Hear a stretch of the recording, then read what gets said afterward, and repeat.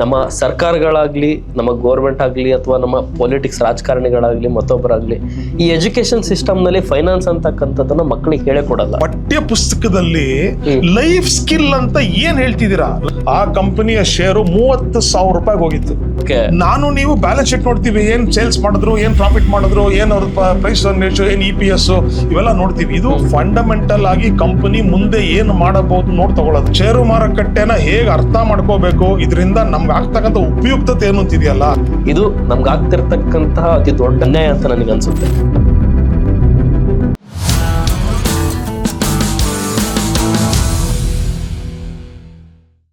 Okay sir, ಮೊದಲು ಶುರು ಮಾಡೋಣ. ಸೊ ಅವಾಗಿನ ಟೈಮ್ನಲ್ಲಿ ಈ ಒಂದು ಹರ್ಷತ್ ಮೆಹ್ತಾ ಅಂತಕ್ಕಂಥ ಹೆಸರು ತುಂಬಾನೇ ಟ್ರೆಂಡಿಂಗ್ ಅಲ್ಲಿತ್ತು. ಅವ್ರನ್ನ ಅಮಿತಾಬ್ ಬಚ್ಚನ್ಗೂ ಕೂಡ ಕಂಪೇರ್ ಮಾಡ್ತಿದ್ರು. ಸೊ ಶೇರ್ ಮಾರ್ಕೆಟ್ನ ಅಮಿತಾಬ್ ಬಚ್ಚನ್ ಅಂತ ಕೂಡ ಕರೀತಾ ಇದ್ರು ಅಂತ ಕೇಳಿದ್ನಿ. ಜೊತೆಗೆ ಇನ್ನೊಬ್ಬ ವ್ಯಕ್ತಿ ಮಣ್ಣು ಮಾನಿಕ್ ಅಂತ ಹೇಳಿ, ಸೊ ಇವರೆಲ್ಲ ಮಾರ್ಕೆಟ್ನ ಕಂಟ್ರೋಲ್ ಮಾಡ್ತಾ ಇದ್ರು, ಸಿಕ್ಕಾಪಟ್ಟೆ ಅಮೌಂಟ್ಗಳನ್ನ ಹಾಕಿ ಮಾರ್ಕೆಟ್ನ ಮ್ಯಾನಿಪುಲೇಟ್ ಮಾಡ್ತಾ ಇದ್ರು ಅಂತ ಕೇಳ್ತಾ ಇದ್ದೆ. ಸೊ ಇದ್ರ ಬಗ್ಗೆ ನಿಮ್ಮ ಅಭಿಪ್ರಾಯ ಇತ್ತು, ಏನ್ ನೋಡಿದ್ರ? ಈ ತರ ಬಹಳ ಒಂದು ಕ್ಯೂರಿಯಾಸಿಟಿಕ್ ಆದಂತ ಯಾರಿಗೂ ಗೊತ್ತಿಲ್ಲದಿರತಕ್ಕಂಥ ವಿಷಯಗಳು ನಿಮ್ಗೆ ಏನಾದ್ರು ಗೊತ್ತಿದೆಯಾ? ಏನ್ ಗೊತ್ತಾ, ಎಲ್ಲಾನು ಒಂದು ಪವರ್ಫುಲ್ ಆಗಿರ್ಬೇಕು. ಅಂದ್ರೆ ಈಗ ಇವತ್ತು ನೀವು ಸೌದಿ ಅರೇಬಿಯಾ ಇರ್ಬೋದು, ಅಥವಾ ಈ ಹೆಚ್ಚು ಆಯಿಲ್ ಪ್ರೊಡ್ಯೂಸ್ ಮಾಡ್ತಕ್ಕಂಥ ದೇಶಗಳಿದೆ ಗೊತ್ತಾ, ಅದನ್ನು OPEC ಅಂತಾರೆ, OPEC ಅಂತ ಆಯಿಲ್ ಪ್ರೊಡ್ಯೂಸಿಂಗ್ ಮತ್ತೆ EC ಏನೋ ಇದೆ, ಕಾರ್ಪೊರೇಷನ್ಸ್ ಅಂತ. ಏನ್ ಇವರೆಲ್ಲ ಕಾರ್ಟೆಲ್ ಅಂತಾರೆ. ಏನ್ ಕಾರ್ಟೆಲ್ ಅಂತಾರೆ ಅಂತಂದ್ರೆ, ಅವರು ಪ್ರೈಸಸ್ ನ ಕಂಟ್ರೋಲ್ ಮಾಡೋ ಶಕ್ತಿ ಇರುತ್ತೆ ಅವ್ರಿಗೆ. ಯಾಕಂದ್ರೆ they are the largest producers of oil, ಅಂದ್ರೆ ಕ್ರೂಡ್ ಆಯಿಲ್. ಅಂದ್ರೆ ಅವರು ಕಂಟ್ರೋಲ್ ಮಾಡಬಹುದು. ಈಗ ನಾನು ನೀವು ಷೇರು ಮಾರುಕಟ್ಟೆನಲ್ಲಿ 150 ಶೇರ್ ತಗೊಳಕ್ಕೆ ಶಕ್ತಿ ನಮ್ಗೆ ಅಷ್ಟೇನೆ. ಈಗ ಯಾರು 10,000 ಶೇರ್ ತಗೋತೇನ, 50,000 ಶೇರ್ ತಗೊಳ್ಳೋ ಶಕ್ತಿ ಇದೆ ಅಂತಂದ್ರೆ, ನಾವು ಸುನಾಮಿಗೆ ಸಿಕ್ಕಾಕೊಂಡಿರೋ ಮನುಷ್ಯರ ತರ ನಾವು. ಕರೆಕ್ಟಾ? ಇದನ್ನ ಈಗ ಹರ್ಷದ್ ಮೆಹ್ತಾ ಏನಂದ್ರೆ ನೋಡಿ, ಪ್ರಪಂಚದಲ್ಲಿ ಪ್ರತಿಯೊಬ್ಬರಿಗೂ ಒಬ್ಬ ಇನ್ಫ್ಲೂಯೆನ್ಷರ್ ಬೇಕು. ಇದು ಯಾವ್ದೋ ಗುರು ಇರ್ಬೋದು, ಯಾವ್ದೋ ಅಂದ್ರೆ ಗುರು ಅಂದ್ರೆ ಎಷ್ಟೊಂದ್ ಜನ ಗುರುಗಳು ನಾವು ಕರಿತೀವಿ ಗೊತ್ತಾ, ನಾನು ಅವ್ನ್ ಫಾಲೋ ಮಾಡ್ತೀನಿ, ನಾನು ಇವ್ರ ಆಶ್ರಮಕ್ಕೆ ಹೋಗ್ತೀನಿ, ಆಯ್ತಾ, ಎಲ್ಲ ಯಾರೋ ಸ್ವಾಮಿಗಳು, ಅದು ಯಾರೋ ಒಂದು ಗುರುಗಳು. ಇದಕ್ಕೆ ಜನಕ್ಕೆ ಏನಂದ್ರೆ ಯಾರೋ ಒಬ್ರದೊಂದು ಒಂದು ಮುಖ ಬೇಕು ಅವ್ರಿಗೆ, ನಾನು ಇವ್ರನ್ನ ಫಾಲೋ ಮಾಡ್ತೀನಿ ಅಂತಕ್ಕಂಥದ್ದು. ಈಗ ಹರ್ಷದ್ ಮೆಹ್ತಾ ಅಂತವ್ರ ಏನಂತಂದ್ರೆ, ಅವನು ಬೇಕು ಅನ್ನೋ ಬೇಡ ಅಂತನ್ನೋ ಅವನಿಗೆ ಗೊತ್ತಿಲ್ದಿರಾನೇನೆ ಅವನಿಗೆ ಫಾಲೋವರ್ಸ್ ಶುರು ಆಗ್ಬಿಟ್ರು. ಆಯ್ತಾ? ಈ ಫಾಲೋವರ್ ಏನಾಗತ್ತೆ, ನಾನ್ ಗುರು ಆಗ್ಬೇಕು ಅಂತ ನನಗೇನ್ ಇಷ್ಟ ಇಲ್ಲ, ಆದ್ರೂ ನನ್ನ ಜನ ಹುಡುಕೊಂಡ್ ಬರ್ತಿದ್ದಾರೆ, ಅದಕ್ಕೆ ನಾವು ಕಿಂದರ ಜೋಗಿ ಅಂತೀವಿ, ಪೈಡ್ ಪೈಪರ್ ಅಂತಾರಲ್ಲ. ನಾನ್ ಹಿಂಗೆ ಪಿಟೀರ್ ಊತ್ಕೊಂಡು ಹೋಗ್ತಾ ಇದ್ದೆ, ಇಲಿಗಳೆಲ್ಲ ನನ್ನ ಹಿಂದೆ ಬರ್ತಾ ಇತ್ತು, ನಾನ್ ಇಲಿಗಳಿಗೇನ್ ಬಾ ಅಂತ ಹೇಳಿಲ್ಲ, ಅದೇ ನನ್ನ ಹಿಂದೆ ಬರ್ತಾ ಇದೆ, ಅದಕ್ಕೆ ಕಿಂದರ ಜೋಗಿದ ಅದಕ್ಕೆ ಅನ್ನೋದು. ಸೊ ಈ ಹರ್ಷದ್ ಮೆಹ್ತಾ ಅವರೆಲ್ಲ ಕಿಂದರ್ ಜೋಗಿಗಳು. ಆಯ್ತಾ? ಏನಕ್ಕೆ ಅಂದ್ರೆ ಅವ್ರ ಹತ್ರ ಈಗ ಅವನು ಬ್ಯಾಂಕ್ ಅಲ್ಲಿ ಈಗ ಏನ್ ಸ್ಕ್ಯಾಮ್ ಅದು, ಈ ಬ್ಯಾಂಕ್ ಅಲ್ಲಿ ದುಡ್ಡು ತಗೊಳ್ಳೋದು, ನಾನು ಆ ಬ್ಯಾಂಕ್ ಕೊಡ್ತೀನಿ ಅಂತ ಹೇಳೋದು. ಆ ಟೈಮ್ ಇರುತ್ತೆ, ಆ ಟೈಮಲ್ಲಿ ನಿಮ್ಗೆ ಅವಾಗೇನು ಸಿಸ್ಟಮ್ ಇಲ್ಲ, ಏನಿಲ್ಲ ಅಲ್ವಾ, ನಂಬಿಕೆ. ನೋಡಪ್ಪ 100 ಕೋಟಿ ಬ್ಯಾಂಕ್ಗೆ, ಇನ್ನೊಂದು ಬ್ಯಾಂಕ್ಗೆ 100 ಕೋಟಿ ಬೇಕಂತೆ, ಅವನು ಇದು ತಗೊಂಡು ನಿಂಗೆ ಬರೋ ವಾರ 110 ಕೋಟಿ ಕೊಡ್ತಾನಂತೆ. ಬರ್ಬೇಕಲ್ವಾ? ಇವತ್ತು ಅದು ನೀವು ಕಾಲ್ ಮನಿ ಮಾರ್ಕೆಟ್ ಅಂತ ಕರಿತೀವಿ ನಾವು. ಆಯ್ತಾ?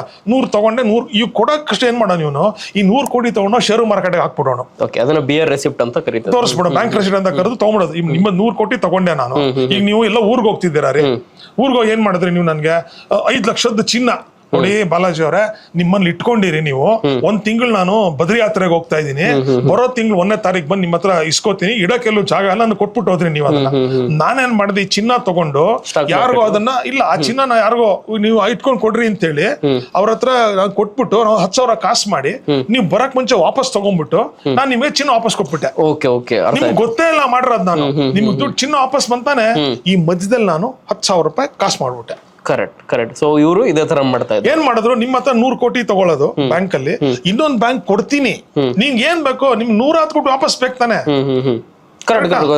ನಾನೇನ್ ಮಾಡಿದೆ, 100 ಕೋಟಿ ತಗೊಂಡೆ, ಅದನ್ನ ಷೇರು ಮಾರುಕಟ್ಟೆಗೆ ಬಂದ ನಂಗೆ ಗೊತ್ತಾಗೋಯ್ತು, ಜಾಸ್ತಿ ವಾಲ್ಯೂಮ್ ಮಾಡಿದ್ರೆ ಆಟೋಮ್ಯಾಟಿಕಲಿ ಪ್ರೈಸ್ ಮೇಲ್ ಹೋಗುತ್ತೆ. ಯಾಕಂದ್ರೆ ಹರ್ಷದ್ ಮೆಹ್ತಾ ತಗೋತಿದ್ದಾನಂತೆ, ಅವಾಗೆಲ್ಲ ಕರಿತಿದ್ದೆ ಹರ್ಷದ್ ಮೆಹ್ತಾ ಸ್ಟಾಕ್ಸ್ ಅಂತ. ಈಗ ನೀವು 2000 ಅಲ್ಲಿ ಟೆಕ್ ಬಸ್ಟ್ ಅಂತ ಕರಿತೀವಿ ಗೊತ್ತಾ, ಅವಾಗ ಕೇತನ್ ಪಾರೆಕ್ ಸ್ಕ್ಯಾಮ್ ಅಂತ ಕರೀತಾರೆ, K10 ಅಂತ ಕರೆಯೋರು. ಆ ಕಾಲದವ್ರಿಗೆ ಗೊತ್ತು, K10 ಅಂದ್ರೆ ಕೇತನ್ ಪಾರೀಕು 10 ಸ್ಟಾಕ್ಗಳನ್ನ ಅವನು ತನ್ನ ಒಂದು ಸ್ಲೇಟ್ ಅಲ್ಲಿ ಇಟ್ಕೊಂಡಿದ್ದ. ಹ್ಮ್ ಹ್ಮ್ ಹ್ಮ್ ಎಲ್ರು ಫಾಲೋ ಮಾಡೋರು ಅದನ್ನ. ಇದಕ್ಕೆ ನಮ್ ಕನ್ನಡದಲ್ಲಿ ಹೇಳ್ತಾರೆ ಜನ ಮರಳೋ ಜಾತ್ರೆ ಮರಳೋ ಅಂತ. ಕರೆಕ್ಟ್. ಹ್ಮ್ ಹ್ಮ್ ಆಯ್ತಾ? ನೀವೇನ್ ಗೊತ್ತಾ, ನಿಮ್ಮೊಂದು ಜಾತ್ರೆ ನಡೀತಾ ಇದೆ ಬೆಂಗಳೂರಲ್ಲಿ, ಕಡ್ಲೆಕಾಯಿ ಪರಿಷೆ ತುಂಬಾ ಫೇಮಸ್. ಯಾವ್ಯಾವ ಊರುಗಳಲ್ಲಿ ಅವ್ರದ್ದಾಗಿರ್ತಕ್ಕಂಥ ಜಾತ್ರೆಗಳು ನಡೆಯುತ್ತೆ. ನಾನು ಹೇಳ್ತೀನಿ ವಿನಾ, ಈ ಕೆಲಸ ಮಾಡಿ ನೀವು. ಈ ಸಲ ನವೆಂಬರ್ ಅಲ್ಲಿ ನಿಮ್ಗೆ ಕಡ್ಲೆಕಾಯಿ ಪರಿಷೆ ಬರುತ್ತೆ. ಕಡ್ಲೆಕಾಯಿ ಪರಿಷೆ ಬಸವನಗುಡಿ ಕಡ್ಲೆಕಾಯಿ ಪರಿಷೆ ಬರುತ್ತಲ್ಲ, ಸಾಯಂಕಾಲ ತುಂಬಾ ಜನ ಇರ್ತಾರಲ್ಲ, ನೀವು ನಿಮ್ಮ ಮನೆಯವರು ಅಥವಾ ನಿಮ್ ಸ್ನೇಹಿತರು ನೀವು ನಿಂತ್ಕೊಳ್ಳಿ, ಸುಮ್ನೆ ನಿಂತ್ಕೊಂಡು ಆಕಾಶದ ಕಡೆ ಹಿಂಗ್ ಬೆರಳು ಮಾಡ್ಕೊಂಡು ನಿಂತ್ಕೊಳ್ಳಿ ಸುಮ್ನೆ ಹೇಗೆ ಅಂತ. 2 ನಿಮಿಷ ಬಿಟ್ಬಿಡಿ ನೀವು ಅದನ್ನ. ನಿಮ್ ಹಿಂದ್ಗಡೆ 1000 ಜನ ನಿಂತ್ಕೊಂಡು ನೋಡ್ತಾ ಇರ್ತಾರಲ್ಲ, ಏನ್ ನೋಡ್ತಿದ್ದಾರೆ, ಏನ್ ಗೊತ್ತಿಲ್ಲ ಅವ್ರಿಗೆ, ನೀ ಏನ್ ನೋಡ್ತಿದ್ಯಾ. ಹಂಗೆ ಜನ ಇಷ್ಟು ದಡ್ರು ಇರ್ತಾರೆ ಆಕ್ಚುಲಿ. ಫಾಲೋ ಮಾಡ್ತಿದ್ರು. ಆತರ ಅವ್ನ್ ಏನ್ ಮಾಡ್ತಾನೆ ಗೊತ್ತಿಲ್ಲ ನನ್ಗೆ, ಏನೋ ಮಾಡ್ತಾನೆ ಕಣೋ ಒಟ್ಟಲ್ಲಿ. ನಿಮ್ಗೆ ಯಾವ ಫಾಲೋವರ್ ಬಂದ್ಬಿಡ್ತಾನೆ, ನಿಮ್ಗೊಂಥರ ಒಂದು ನೀವು ನೆಲದ ಮೇಲೆ ಇರಲ್ಲ, ನೆಲದಿಂದ ಹೊರಡಿ ಮೇಲೆ ಇರ್ತೀರಾ. ಯಾಕಂದ್ರೆ ಜನ ಫಾಲೋ ಮಾಡ್ತೀರ ಕಣೋ, ನಿಮ್ಗೊಂಥರ ಅಹಂಕಾರ ಬರುತ್ತೆ. ಆಯ್ತಾ? ಇದು ಮನುಷ್ಯನ್ ನೇಚರ್, ಇದು ನನಗೂ ಬರ್ಬೋದು, ನನ್ಗೆ ಬರಲ್ಲ ಅಂತ ಹೇಳಿ ನನಗೂ ಬರಬಹುದು. ಇದು ಅಹಂಕಾರ, ಕೊಬ್ಬಲ್ಲ ಇದು, ಕೊಬ್ಬಿನ ನೆಕ್ಸ್ಟ್ ಲೆವೆಲ್ ಅಹಂಕಾರ. ಆಯ್ತಾ? ಈ ಹರ್ಷದ್ ಮೆಹ್ತಾ ಅವರೆಲ್ಲ ಏನಾಯ್ತಂದ್ರೆ, ಈ 100 ಕೋಟಿ ಆ ಕಾಲಕ್ಕೆ, ನೀವು 100 ಕೋಟಿ ಇವತ್ತಿನ ಕಾಲದ 10,000 ಕೋಟಿ ಲೆಕ್ಕ, ಹೆಚ್ಚು ಕಡಿಮೆ ಅದು. ಓಕೆ ಓಕೆ, ಗೊತ್ತು ಬಿಡಿ. ಅವತ್ತಿನ 100 ಕೋಟಿ ತಗೊಂಡು ನಾನು ಒಂದು, ಅವಾಗ ACC ಅವನು ಫೇವರೇಟ್ ಸ್ಟಾಕ್ ACC ಹರ್ಷದ್ ಮೆಹ್ತಂದು. ಆ 100 ಕೋಟಿ ವರ್ತ್ ಸ್ಟಾಕ್ ತಗೊಂಡ್ರೆ ನೀವೇನ್ ಮಾಡ್ತೀರಾ? ಕಾಮನ್ ಪರ್ಸನ್ ನಿಮಗೆ ಒಂಥರ ಎದೆ ನಡುಗುತ್ತೆ. ಏನು ಅವನು 100 ಕೋಟಿ, ನಾನು 100 ತಗೊಳ್ಬೇಕಲ್ವಾ ಅಟ್ಲೀಸ್ಟ್ ಅನ್ಸುತ್ತೆ, ಅನ್ಸಲ್ವಾ ನಿಮ್ಗೆ? ನಿಮ್ ತರ 1000 ಜನಕ್ಕೆ ಅನ್ಸಿದ್ರೆ ಆಟೋಮೆಟಿಕ್ ವಾಲ್ಯೂಮ್ ಮೇಲೆ ಹೋಯ್ತು. ಕರೆಕ್ಟ್. ಅದನ್ನ ಏನ್ ಮಾಡ್ದ ಅವನು, ತಕ್ಷಣ ಅರ್ಥ ಮಾಡ್ಕೊಂಬಿಟ್ಟ, ಓ ಇದು ಮ್ಯಾನಿಪುಲೇಟ್ ಮಾಡಿದ್ರೆ ಶೇರ್ ಪ್ರೈಸ್ ಮೇಲೆ ಹೋಗುತ್ತೆ. ಯಾಕೆಂದ್ರೆ ಶಕ್ತಿ ಇದು. ಇದು ಪಂಪ್ ಅಂಡ್ ಡಂಪ್ ಸ್ಕೀಮ್ ತರನೇ ಆಗಲ್ವಾ? ಆ ತರ ಅಲ್ಲ, ಅದೇ ಇದು. ಓಕೆ, ಅಂದ್ರೆ ಮತ್ತೆ ಪಾಪ ಅವ್ನು ನಂಬಿ ಹಾಕಿದವರು, ಅವನು ACC ನ ಬ್ಯಾಲೆನ್ಸ್ ಶೀಟ್ ನೋಟ್ ತಗೊಳ್ಳಿಲ್ಲ ರೀ. ನಾನು ನೀವು ಬ್ಯಾಲೆನ್ಸ್ ಶೀಟ್ ನೋಡ್ತೀವಿ, ಏನ್ ಸೇಲ್ಸ್ ಮಾಡಿದ್ರು, ಏನ್ ಪ್ರಾಫಿಟ್ ಮಾಡಿದ್ರು, ಏನ್ ಅವ್ರದ್ದು ಪ್ರೈಸ್ ರೇಷಿಯೋ, ಏನ್ EPS ಇವೆಲ್ಲ ನೋಡ್ತೀವಿ. ಇದು ಫಂಡಮೆಂಟಲ್ ಆಗಿ ಕಂಪನಿ ಮುಂದೆ ಏನ್ ಮಾಡಬಹುದು ನೋಡ್ ತಗೊಳ್ಳೋದು. ಇವೆಲ್ಲ ಮ್ಯಾನಿಪುಲೇಟ್ ಮಾಡಕ್ ತಗೊಳ್ಳೋರು ಅವ್ರ ಬ್ಯಾಲೆನ್ಸ್ ಶೀಟ್ ಬೇಡ. ಕರೆಕ್ಟ್.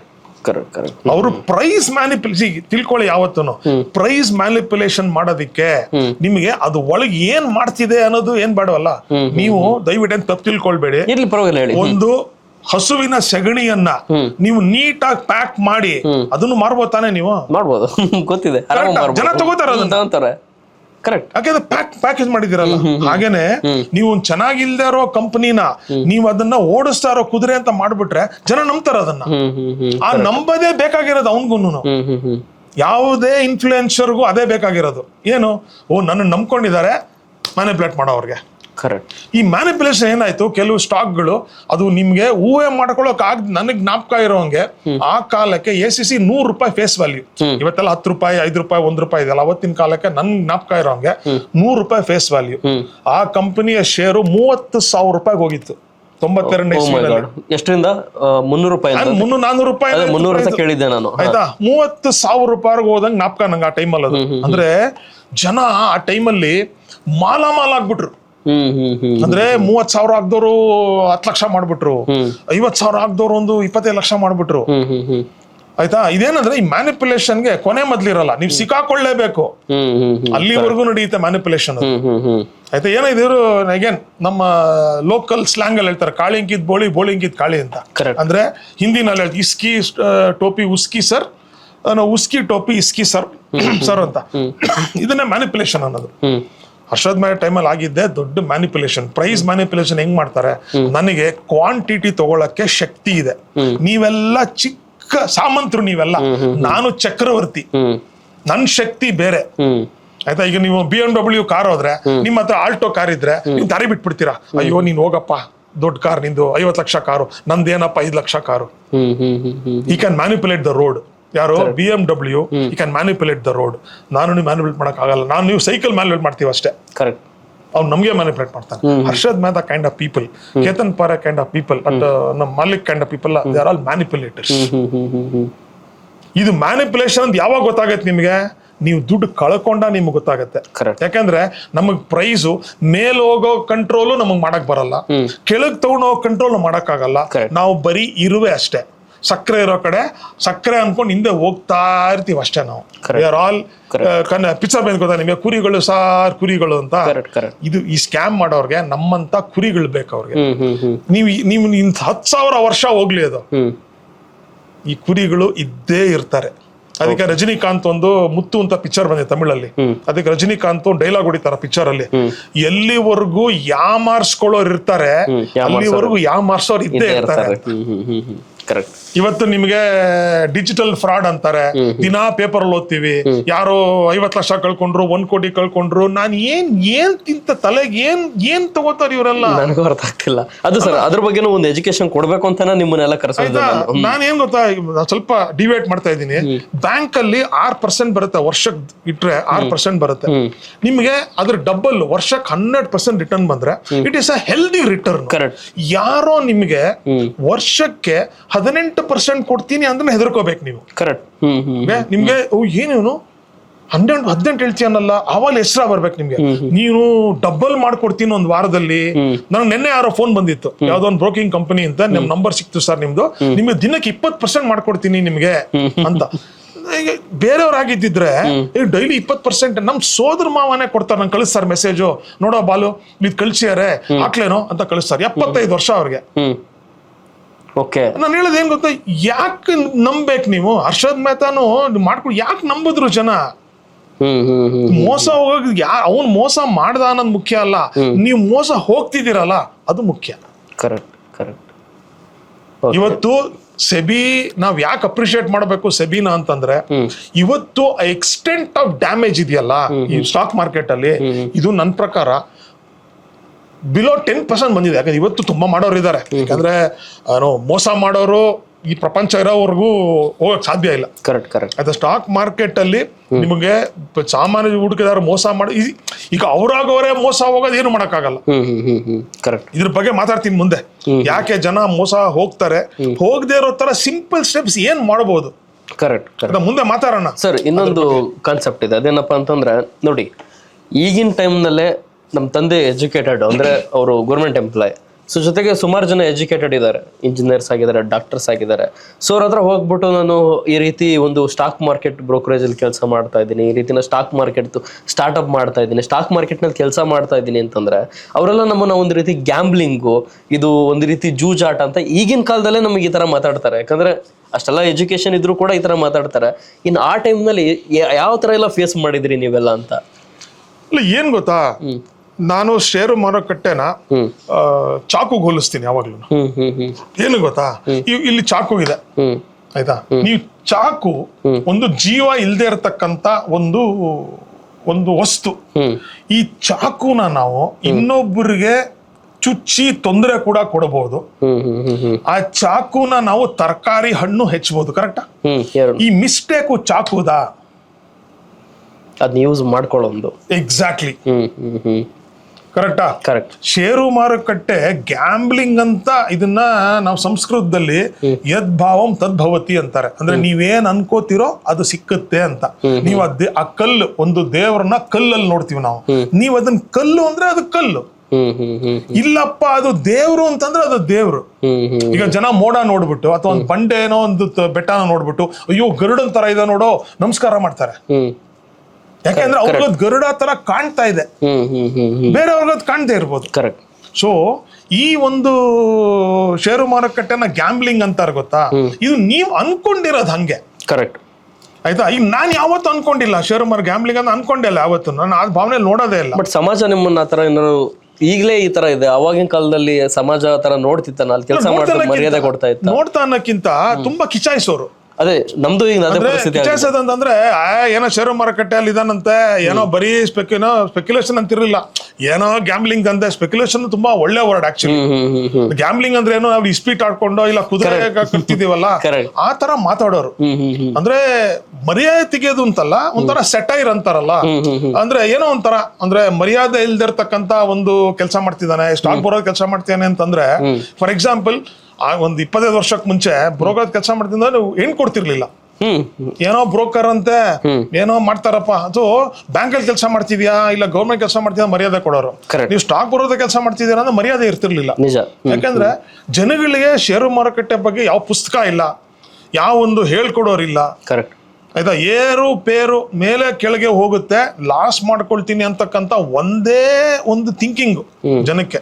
ಅದ್ ಬಿಟ್ರೆ ಒಂದು ಪಾಸಿಟಿವ್ ಆಗಿ ಕರೆಕ್ಟ್ ಷೇರು ಮಾರುಕಟ್ಟೆನ ಹೇಗೆ ಅರ್ಥ ಮಾಡ್ಕೋಬೇಕು, ಇದರಿಂದ ನಮ್ಗೆ ಆಗ್ತಕ್ಕಂಥ ಉಪಯುಕ್ತತೆ ಏನು ಅಂತಿದೆಯಲ್ಲ, ಇದು ಒಂದು ಪಾಸಿಟಿವಿಟಿ ಇಂದ ಅನ್ಫಾರ್ಚುನೇಟ್ಲಿ ಇವತ್ತಿಗೂ 90-95% ಜನ ಆ ರೀತಿ ಮಾತಾಡಲ್ಲ. ಇವತ್ತಿಗೂ ಷೇರು ಮಾರುಕಟ್ಟೆಯಿಂದ ರಿಸ್ಕು, ಮೇಲೆ ಕೆಳಗೆ ಹೋಗುತ್ತೆ, ಗ್ಯಾಮ್ಲಿಂಗು, ದುಡ್ಡು ಹಾಕದ ಕಳ್ಕೊಂಡ್ಬಿಡ್ತೀವಿ, ಇಷ್ಟೇ ಜನ ತಿಳ್ಕೊಂಡಿರೋದು. ಸೊ ಇದ್ರ ಬಗ್ಗೆ ನಂದು ಒಂದು ಒಪಿನಿಯನ್ ಇದೆ. ಅದೇನಪ್ಪ ಅಂತಂದ್ರೆ, ನಮ್ಮ ಸರ್ಕಾರಗಳಾಗ್ಲಿ, ನಮ್ಮ ಗೋರ್ಮೆಂಟ್ ಆಗಲಿ, ಅಥವಾ ನಮ್ಮ ಪೊಲಿಟಿಕ್ಸ್ ರಾಜಕಾರಣಿಗಳಾಗ್ಲಿ, ಮತ್ತೊಬ್ಬರಾಗ್ಲಿ, ಈ ಎಜುಕೇಶನ್ ಸಿಸ್ಟಮ್ನಲ್ಲಿ ಫೈನಾನ್ಸ್ ಅಂತಕ್ಕಂಥದ್ದನ್ನ ಮಕ್ಕಳಿಗೆ ಹೇಳೇ ಕೊಡಲ್ಲ. ಇದು ನಮ್ಗೆ ಆಗ್ತಿರ್ತಕ್ಕಂತಹ ಅತಿ ದೊಡ್ಡ ಅನ್ಯಾಯ ಅಂತ ನನಗೆ ಅನ್ಸುತ್ತೆ. ಏನಕ್ಕೆ ಅಂತಂದ್ರೆ, ಈಗಿನ ಜನ್ರೇಷನ್ ನಿಮ್ದು ಬಿಟ್ಟಾಕಿ, ಪಾಪ ನೀವು ಆ ಕಾಲದಿಂದ ಇಲ್ಲಿವರೆಗೂ ಬಂದಿದ್ರ.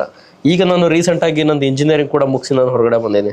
ಅಪ್ ಟು ಟಿಲ್ ನೌ ನಾನು ಏನೇನು ಕಲ್ತಿದ್ದೀನಿ ಎಲ್ಲ ನನ್ನ ಓನ್ ಎಫರ್ಟಿಂದ ಹೊರಗಡೆ ನಾನು ಗ್ರ್ಯಾಬ್ ಮಾಡಿ ಎಷ್ಟೋ ಬುಕ್ ಓದಿ ವಿಡಿಯೋಸ್ಗಳನ್ನ ನೋಡಿ ನಾನು ಕಲ್ತು ಬಂದಿದ್ದೀನಿ. ಬಟ್ ಇದನ್ನು ಯಾವತ್ತೂ ಕೂಡ ನನಗೆ ಕಾಲೇಜ್ನಲ್ಲೂ ಕೂಡ ಹೇಳ್ಕೊಡ್ಲಿಲ್ಲ, ಸ್ಕೂಲಲ್ಲೂ ಕೂಡ ಹೇಳ್ಕೊಡ್ಲಿಲ್ಲ. ಸೊ ಇನ್ನೂ ಕೂಡ ಇಂಪ್ಲಿಮೆಂಟ್ ಆಗ್ತಾ ಇಲ್ಲ. ಇದ್ರ ಬಗ್ಗೆ ನಿಮ್ಮ ಅಭಿಪ್ರಾಯ ಏನು? ಇದು ನಿಜವಾಗ್ಲೂ ಅವಶ್ಯಕತೆ ಇದೆಯಾ? ಸೊ ಇದರಿಂದನೇ ಜನ ಮೋಸ ಹೋಗ್ತಾ ಇರೋದ ದುಡ್ಡಿನ ವಿಚಾರದಲ್ಲಿ? ನೋಡಿ, ನೀವು ಟೈಮ್ ಎಲ್ಲ ಪುಸ್ತಕ ಇಟ್ಕೊಂಡಿದ್ದೀರಾ, ಓಕೆ ಆಯ್ತಾ? ನೀವು ಬೇಕಾದ್ರೆ ನಮ್ಮ ವೀಕ್ಷಕರಿಗೆ ಸುಮ್ನೆ ತೋರಿಸ್ಬೋದು. 10 ಪುಸ್ತಕ ಇದೆ ಇಲ್ಲಿ, ಆಯ್ತಾ? ಇದು ನನ್ನ ಪ್ಯಾಷನ್. ನಾನು ಈ ಯಾವ ಪುಸ್ತಕ ಇಂದನು ದುಡ್ಡು ಅಂತ ಏನ್ ಮಾಡಿಲ್ಲ. ನಾನು ಹಾಕಿರೋ ಖರ್ಚು ಕೂಡ ನನಗ್ ಬಂದಿಲ್ಲ, ಆಯ್ತಾ? ಏನಕ್ಕೆ ಹೇಳ್ತಿದ್ದೀನಿ ಅಂತಂದ್ರೆ, ನನ್ಗೆ ಈ ಸಾಮಾನ್ಯ ಜನಕ್ಕೆ ಅಥವಾ ಸ್ಕೂಲ್ ಹುಡುಗರಿಗಾಗ್ಲಿ, ಕಾಲೇಜ್ ಹುಡುಗರಿಗಾಗ್ಲಿ ಷೇರು ಮಾರುಕಟ್ಟೆ ಬಗ್ಗೆ ನಾನೊಂದು ತಿಳುವಳಿಕೆ ಬರಬೇಕು ಅಂತಾನೆ ನಾನು ಪಾಠ ಮಾಡ್ತಿದ್ದೆ ಷೇರು ಮಾರುಕಟ್ಟೆ ಬಗ್ಗೆ. ಆಮೇಲೆ ಸ್ಟಾಕ್ ಮಾರ್ಕೆಟ್ ಟೀಚರ್ ಕಾಲೇಜಲ್ಲಿ, ಯಾಕಂದ್ರೆ ಕೆಲವು ಅಟೋನಮಸ್ ಕಾಲೇಜ್ಗಳಲ್ಲಿ ಅವರೇ ಸಿಲೆಬಸ್ ಮಾಡ್ಬೋದು.